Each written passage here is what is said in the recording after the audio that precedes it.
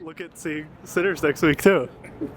Oh, it's gone now. You already recording? Already recorded. Perfect. Oh, gather round, the curtains rising high. It's real talk time, and we'll tell you why. From old-time flicks to the silver screen, we've got the stories and the in-between. But out of real talk, it's the place to be. Well, welcome back to the Real Talk Podcast. This is a street interview before we go and see Warfare. Very excited. Really, I have high expectations for this film, and I think that's reasonable because of how fucking sick the trailer looks.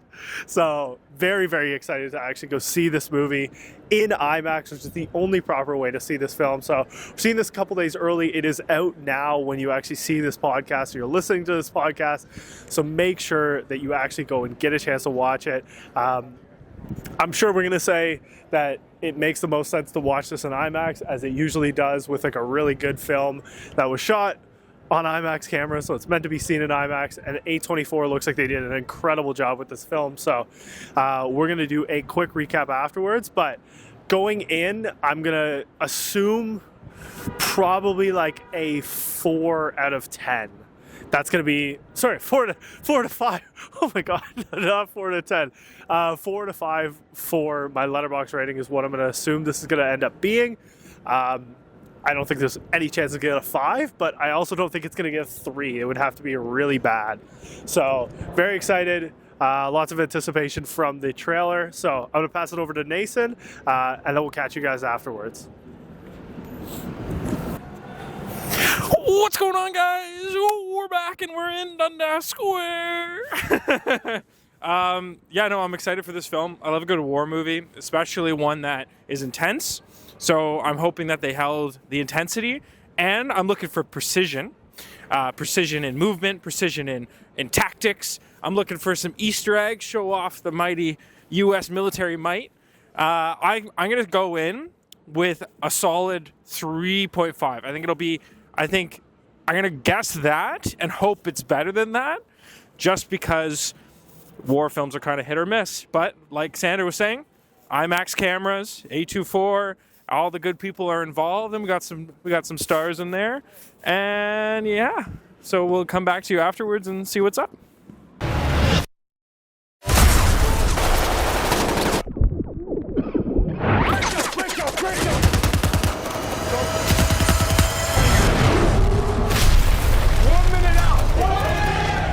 On our building and all surrounding buildings. Roger that. Stand by. Going hot. Gotta get ready, man. This is gonna hurt. On my count. 1,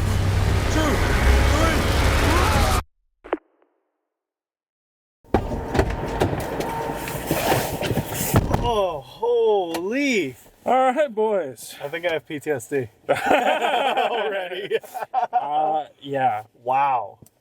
What a movie. Yeah, I don't know how to feel about it yet.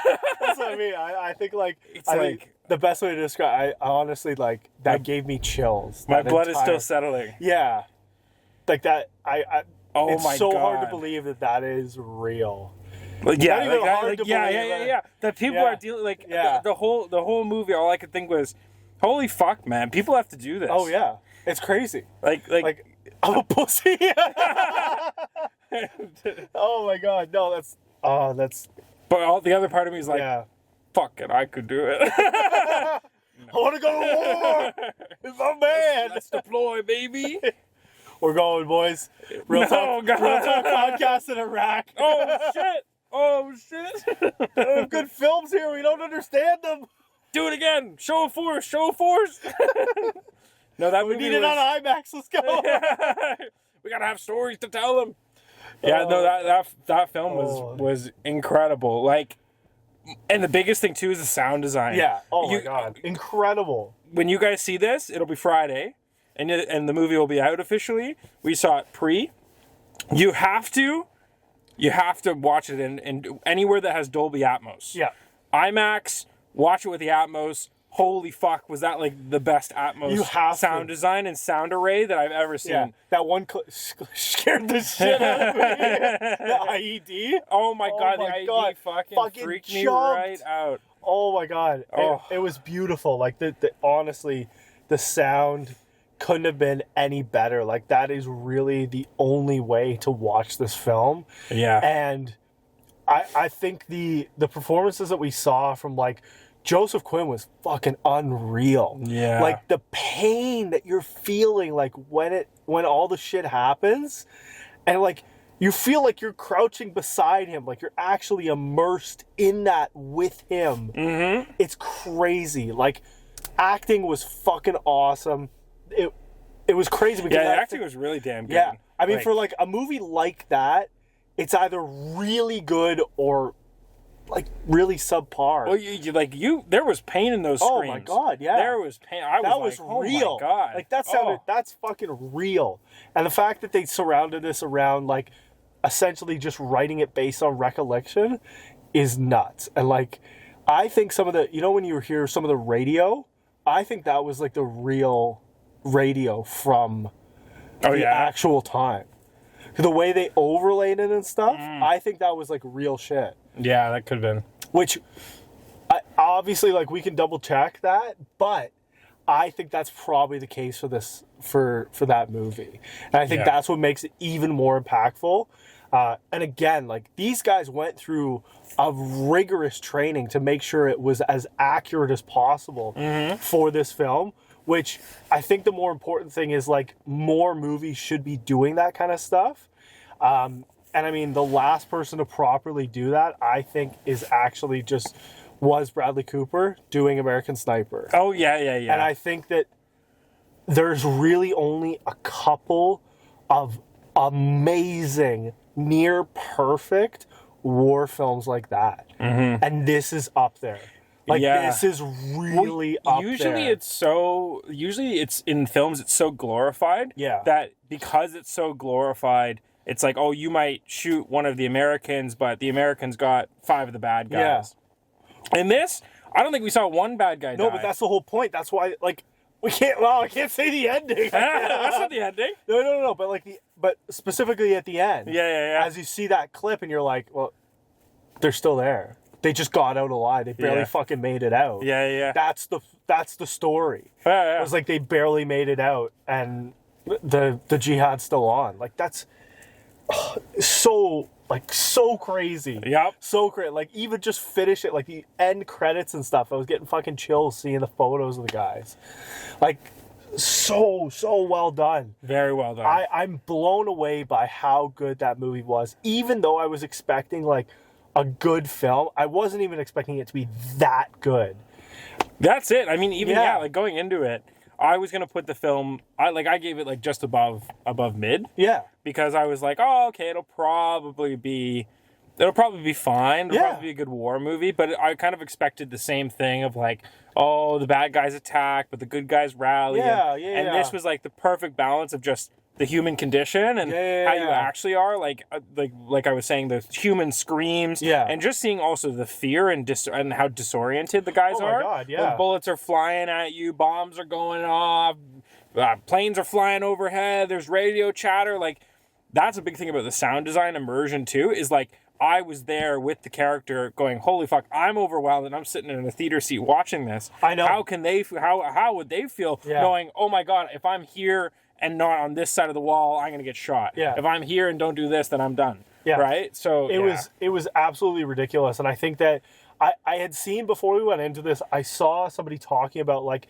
they wanted this to be so immersive for the audience that like it didn't feel like we even had a break. And I think that was like so perfect in the way that they did it. Yep. I'm blown away that they were able to capture it that well. Like, again, I haven't seen a movie do that with the way that they had the cinematography and the swaps between angles. And it made, like, you were turning the corner with them and, like, swapping angles for them coming around. Like, it was so good. And, again, I can't stress enough, as we said, like, this will be a broken record of us talking about how good this fucking sound design was. And it blew everything else out of the water. Like, there's going to have to be some heavy competition for a movie to beat this year for me. Yeah. Like, this will rival any film that we see this year. It's really up there. It really is. Will be up there. Like, I now, going into every other film this year, have higher expectations as to how the production should be. Because it's an A24 film. That wasn't a high production film. Like, that's not Superman. That's not Fantastic Four. That's not Minecraft. That's not any of these, like, huge blockbuster, big budget movies. That's a $10 million or $15 million movie. Mm-hmm. Like, and it will, I think it will beat most other films in terms of how good that, like, how good it was. Just everything about it was really well done and really well polished. Yeah. I didn't really see too many gaps. It was all, like, usually you can tell, oh, they spent a lot of money on this, so they held back on this, but, like, everything was really, really, the sound design really put it over the top. Oh my God. It made all the visuals so much more impactful. Yeah. It made every moment that much more, like, blood chilling. Yeah. It made it heightened every emotion and like, I mean, having like a full audience too. Yeah. Made it feel like, holy, everybody was, oh my God. Yeah. So all of those things combined just made it like this absolutely incredible film. Yeah. And yeah, you have to go see this film. You absolutely have to go see Highly this recommend. film. I'm going to give it a 4.5 out of 5. My final rating. Like that. Again, you need to see this film, and you also need to see it in IMAX. That's the only way to watch this film. I'm going to give it, I totally would have given this film a 5, but the ending left just a little bit more to be desired, in my opinion. There was just like, and it wasn't even a big fix at the end. Yeah. There was just, you guys will see it. Yeah. If they just did a little button finish. Yeah. Yeah. And it didn't have to be anything crazy, any like big scenes. Just a little show of force. A little show of force, right? Yeah. Then I would have given it a 5. But a 4.5 is perfect. 4.5 is great. It was, I was so impressed. And, like, even, like, there was moments where I was going to Sandra, like, just put the fucking tourniquet on. Oh, my God. It was crazy. It was very good. It was very fucking good. Blown away by this film. I'm very, very impressed. Good job, filmmakers. Good job, A24. Good job, rest of production. Like, wow. Like, just, I don't have much else to say, but just, like, very impressive. MGM, you put your money where your mouth is on this one. Good for you. Good job. Good job. So, yeah, I think that beautifully summarizes our Warfare episode. Yeah, and 9 out of 10 for group scoring. Yeah. And that's pretty damn good. Then the Warfare that we saw at Young and Dundas. Yeah. That's a whole Everybody be careful downtown. Be careful, especially Young and Dundas. Young and Dundas be careful. is sketchy these days. I hate to say it, but unfortunately it is.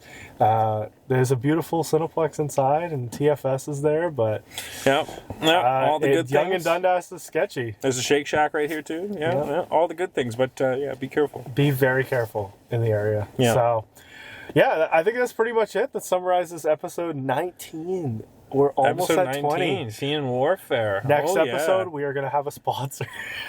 Oh, is it actually? I don't know. I don't know. We're gonna find out. We're gonna find out. There's a chance that we have like a big brand sponsor in the next episode, like an actual thing. And we'll be casual about it when we intro it. Yeah. But there will be big signs. I'll tell you that. There will be signs of wrapping things up. That's all I'm gonna say. All I'm gonna say. Oh my God. Okay. Go watch Warfare. Go watch Warfare. And the Minecraft movie. Have you watched it? No. Oh, okay. We gotta go see it. We gotta do the chicken jockey. The popcorn thing. Biggest opening weekend this year. This year, Minecraft officially. Movie. Minecraft movie. Wow. It's pretty crazy. Okay. Snow White? Snow White had a good opening weekend. What was opening weekend for Snow White? It was 90 international. Minecraft made 138. Last I checked. Wow. Last I checked. That's a crazy opening. That's a ridiculous. Don't underestimate the power of the memes, everybody. There will be one film that beats that, or two films that beat that this year. Yes. So I hope so. Superman. Yeah. What were you thinking? I was gonna say, and Mission then Impossible. Avatar. Oh yeah, Mission Impossible. I don't think. I think so. I don't It's think the it'll last beat- one though. I know, but opening weekend. I don't know if it'll beat 138 opening weekend. I don't know. I project 100 opening weekend. Okay. Which we're also going to get an advanced screening too, so fuck yeah. Thank you, Abigail from Paramount. We love you. Hooking it up. Hooking it up. So, episode 19, brother. Done. Another one in the car, because we're busy, and I just moved. Hey, so. and this works. You know what? Yeah. It feels personal with us. Yeah, you know? yeah. We're here. We're nice talking and to you. close. Life We're is in- okay. We're in tight. Yeah. Feels like there's a long distance between us and the camera, but all right, everybody. Okay. That's it. Okay. Peace. We'll see you guys in the next episode. Chaplin's grin to a blockbuster scene. Talk's got it all in between. Real talk. Real talk.